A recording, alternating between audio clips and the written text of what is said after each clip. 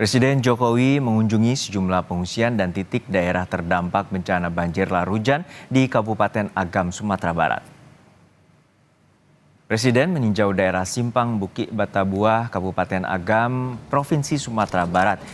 Di sana, Jokowi melihat pembersihan kerusakan dengan alat berat. Jokowi didampingi Kepala BNPB, Letjen Suharyanto, Menteri PMK Muhadjir Effendi, dan Menteri PUPR Basuki Hadi Mulyono.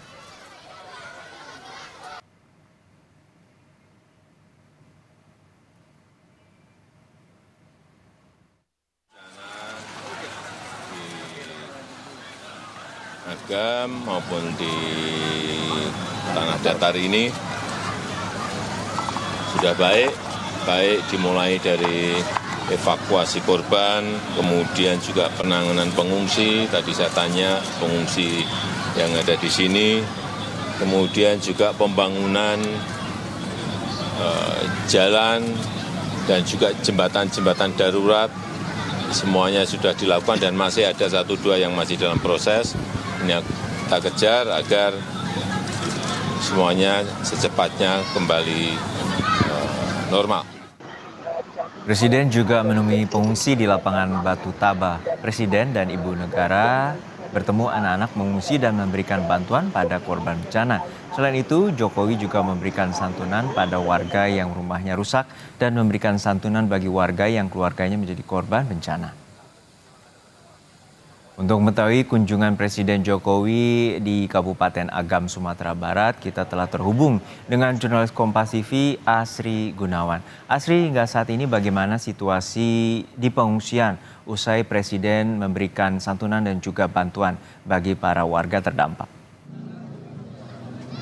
Ya, saat ini posko pengungsian di lapangan Batu Taba, Kabupaten Agam, Sumatera Barat masih dipadati oleh warga khususnya yang terdampak dan juga para pengungsi karena kita ketahui bersama, Juno dan Saudara, tadi usai Presiden Joko Widodo mengunjungi posko pengungsian di Batu Taba ini, masyarakat begitu antusias menerima bantuan sekaligus juga kehadiran dari Presiden Joko Widodo. Tadi sempat memberikan bantuan kepada anak-anak, kemudian memberikan bantuan berupa makanan, kebutuhan pokok, kebutuhan pangan, hingga santunan duka kepada para korban terdampak, khususnya ini yang mengalami kerusakan rumahnya ini secara berat, sedang dan juga ringan, hingga ada santunan duka bagi ahli waris korban meninggal dunia yang diberikan oleh Presiden Joko Widodo. Kalau saya pantau di sini, Juno dan Saudara, ada sejumlah posko selain tenda pengungsian, ada juga posko trauma healing. Ini di mana para pengungsi ataupun juga korban terdampak banjir lahar dingin Gunung Merapi bisa melakukan trauma healing atau kemudian kembali memulihkan kondisi psikisnya pasca bencana, karena kita ketahui juga pasca bencana ini menyebabkan trauma kepada para korbannya begitu. Kemudian selain itu ada pojok yang mana bisa dimanfaatkan oleh anak-anak, di mana ini ada taman hiburan bisa digunakan oleh anak-anak bermain, dan juga ada posko kesehatan ini untuk mengecek kesehatan bagi para warga yang mengungsi. Diketahui dari data BNPB ada ratusan warga yang mengungsi di posko Batu Taba ini, Juno dan Saudara, dan angka ini memang berubah-ubah.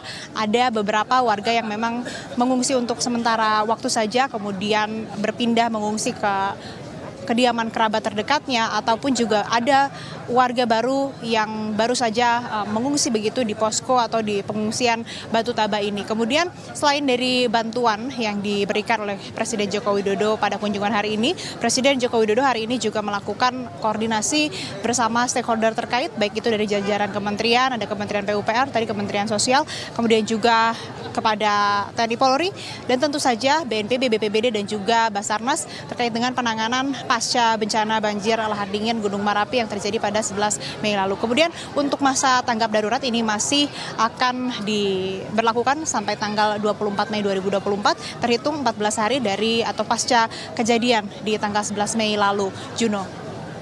Ya, Sri, untuk saat ini bagaimana rencana pemerintah untuk merelokasi rumah warga yang terdampak, terutama rusak parah, sedang hingga ringan?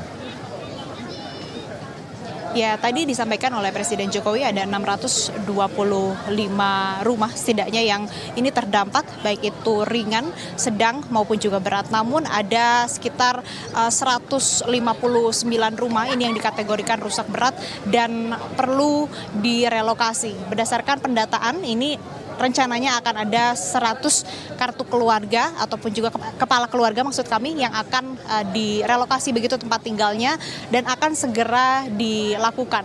Namun harus ada koordinasi terlebih dahulu. Tadi dari Presiden mengarahkan langsung kepada Bupati Agam dan juga kepada Gubernur Sumatera Barat untuk kemudian menentukan di mana lahan relokasi yang nantinya akan menjadi hunian para warga atau korban terdampak banjir lahar hujan Gunung Merapi. Nah, apabila lahannya sudah ada, sudah ditentukan, maka pembangunan untuk relokasi hunian dari warga terdampak ini bisa langsung dilakukan karena tadi seperti yang disebutkan oleh Presiden Jokowi bahwa bahan-bahan atau barang-barang bangunan ini sudah disiapkan sehingga memang saat ini hanya butuh lahan mana saja yang bisa dijadikan lahan relokasi untuk dihuni warga kemudian baru bisa langsung dibangun. Nah, lahan yang akan menjadi lahan relokasi yang perlu diperhatikan tentu saja ini harus dipastikan tidak merupakan aliran dari lahar dingin, tidak membahayakan dan dipastikan juga ini bisa dihuni atau layak dihuni, tidak menimbulkan kembali kerusakan ataupun juga menjadi atau potensial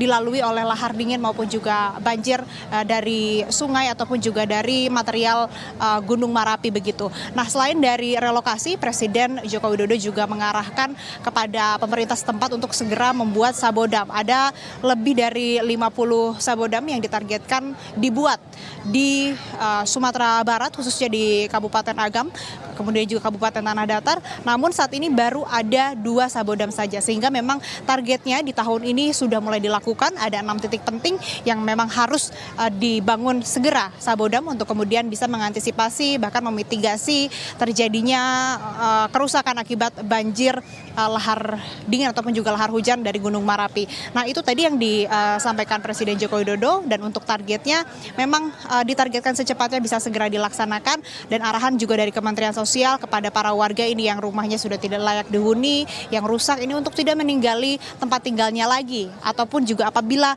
ingin kembali membangun rumah ini sangat dilarang untuk membangun di lokasi di mana tempat kejadian bencana banjir lahar dingin ini terjadi karena berpotensi kembali mengalami ataupun juga dialiri oleh banjir lahar dingin atau lahar hujan itu sendiri sehingga memang diarahkan kepada warga ini yang terdampak khususnya korban yang mengalami rumahnya ini mengalami kerusakan ringan, sedang hingga berat untuk kemudian bisa tinggal di tempat yang layak untuk dihuni yang dinyatakan aman dan ini merupakan arahan juga dari pemerintah setempat termasuk dari Bupati maupun juga dari Gubernur Sumatera Barat. Juno.